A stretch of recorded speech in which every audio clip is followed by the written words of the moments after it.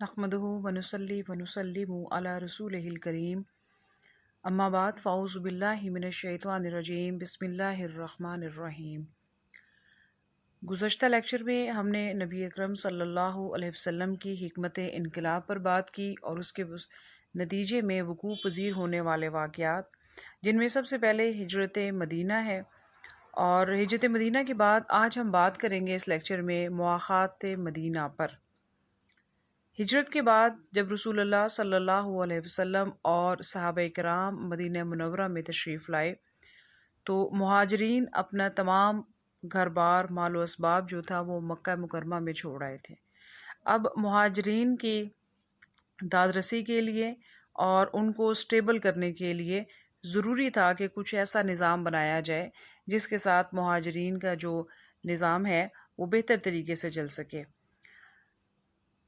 اس تمام معاملے کو بہتر طور پر سر انجام دینے کے لیے نبی رحمت صلی اللہ علیہ وآلہ وسلم نے بڑے ہی آسن طریقے سے جو نظام ترتیب دیا اسے مواخات مدینہ کے نام سے یاد کیا جاتا ہے۔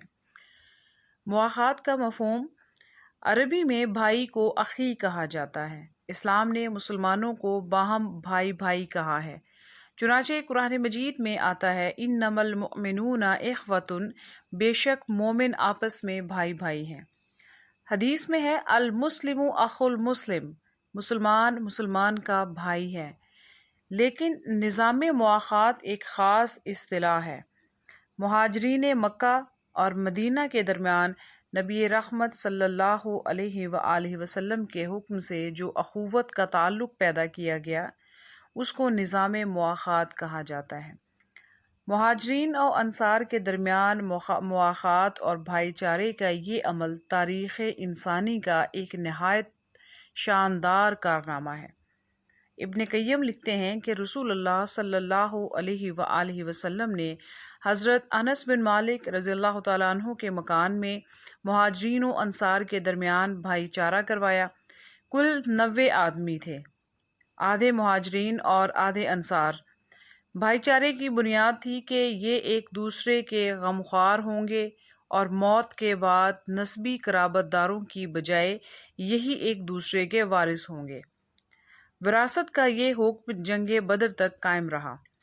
پھر یہ آیت نازل ہوئی کہ وَأُولُو الْأَرْحَامِ بَعْضُهُمْ أَوْلَىٰ بِبَعْضٍ، نسبی قرابت دار ایک دوسرے کے زیادہ حقدار ہیں۔ تو انصار و مہاجرین میں باہمی وراثت کا حکم ختم کر دیا گیا، لیکن بھائی چارے کا عہد باقی رہا۔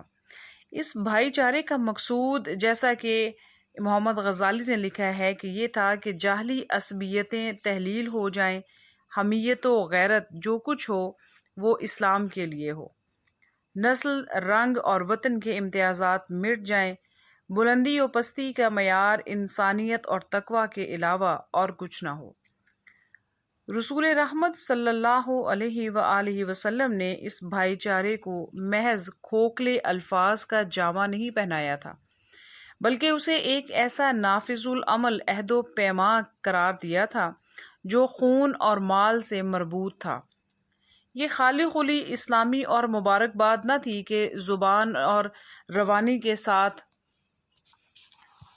رہے مگر نتیجہ کچھ نہ ہو، بلکہ اس بھائی چارے کے ساتھ اس ایثار و غم گساری اور موانست کے جذبات بھی محفوظ تھے، اور اسی لیے اس نے نئے معاشرے کو بڑے نادر و تابناک کارناموں سے معمور کر دیا تھا۔ چنانچہ صحیح بخاری میں مروی ہے کہ مہاجرین جب مدینہ تشریف لائے تو رسول اللہ صلی اللہ علیہ وآلہ وسلم نے حضرت عبد الرحمن بن عوف اور سعد بن ربیع کے درمیان بھائی چارہ کروایا۔ اس کے بعد حضرت سعد نے حضرت عبد الرحمن سے کہا کہ میں انصار میں سب سے زیادہ مالدار ہوں، آپ میرا مال 2 حصوں میں بانٹ کر آدھا لے لیں، اور میری 2 بیویاں ہیں، آپ دیکھ لیں جو زیادہ پسند ہو مجھے بتا دیں، میں اسے طلاق دے دوں اور عدت گزرنے کے بعد آپ اس سے شادی کر لیں۔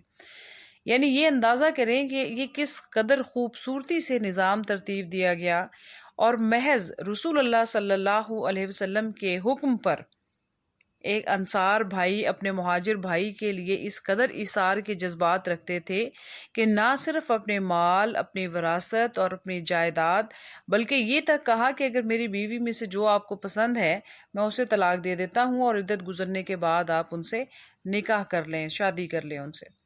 حضرت عبد الرحمن نے کہا کہ اللہ آپ کے اہل میں اور آپ کے مال میں برکت دے، آپ کا بازار کہاں ہے؟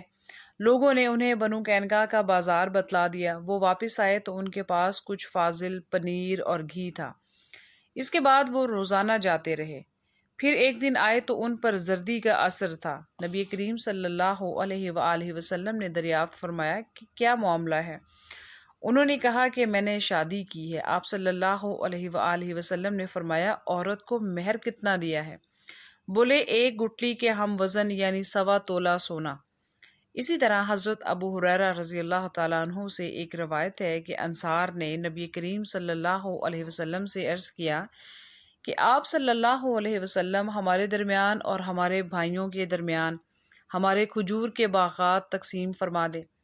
آپ صلی اللہ علیہ وآلہ وسلم نے فرمایا نہیں۔ انصار نے کہا تب آپ لوگ یعنی مہاجرین ہمارا کام کر دیا کریں اور ہم پھل میں آپ لوگوں کو شریک رکھیں گے۔ انہوں نے کہا ٹھیک ہے، ہم نے بات سنی اور مانی۔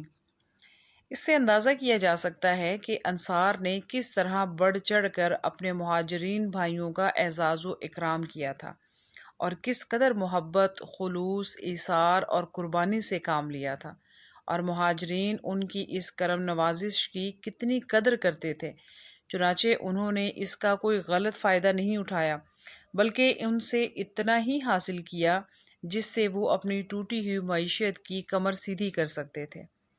حق یہ ہے کہ یہ بھائی چارہ ایک نادر، حکمت، حکیمانہ سیاست اور مسلمانوں کو درپیش بہت سارے مسائل کا ایک بہترین حل تھا۔